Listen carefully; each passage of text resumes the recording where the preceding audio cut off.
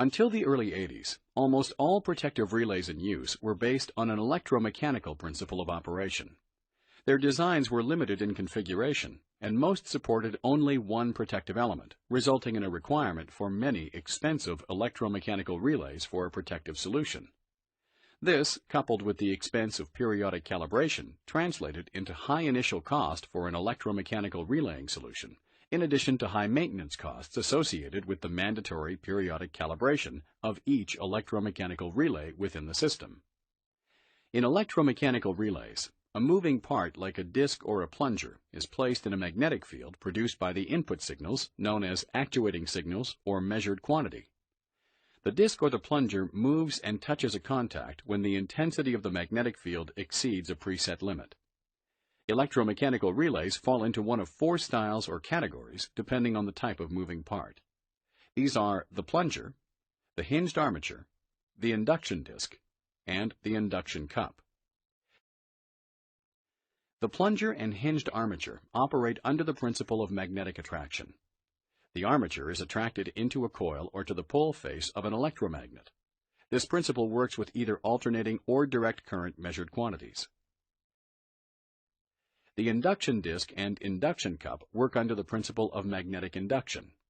Torque is developed in a movable rotor in the same way that it is produced in an induction motor, which means that they can only be used with alternating current measured quantities. Now let's quickly review the theory of operation of each style of electromechanical relay. The plunger style of construction consists of a bar or cylinder armature, which is attracted axially into a solenoid coil. The armature carries the moving portion of the contact, which meets a fixed contact once the current magnitude of the measured quantity exceeded a preset amount. The hinged armature construction, which also includes the cantilever and beam type of construction, consists of a flat plate or bar type of armature, which pivots at a fixed point when attracted to the pole face of an electromagnet. The armature carries the moving portion of the contact, which meets a fixed contact when the armature is picked up. An advantage of the plunger and hinged armature style of construction is that they have no inherent time delay, hence they are used for functions which require instantaneous operation. As the hinged armature relays operate, the length of the magnetic air gap changes, resulting in a slightly greater force required to just pick up the armature than the amount of force that is required to release the armature. This translates into a difference in the amount of measured quantities for pickup and dropout, which is a slight impairment for this style of relay. This shortcoming also applies to the plunger style of construction, but to a lesser extent. The induction disc element consists of a metallic disc of copper or aluminum, which rotates between the pole faces of an electromagnet.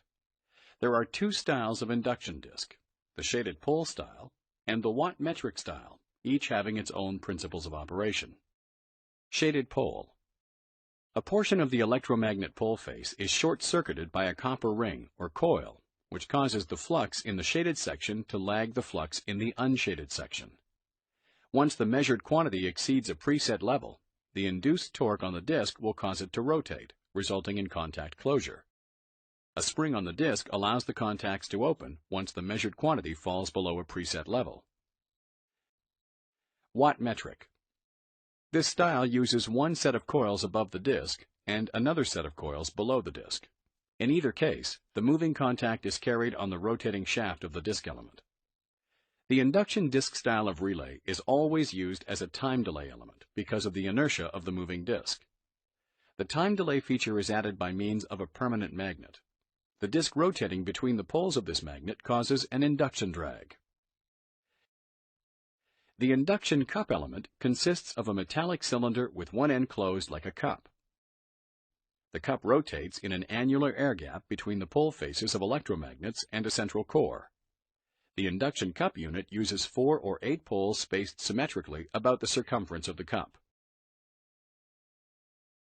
Due to the low inertia of the rotating parts of the relay, this style is capable of high-speed operation, hence it is used for functions requiring instantaneous operation. The multiplicity of poles also permits measurement of more than one electrical quantity,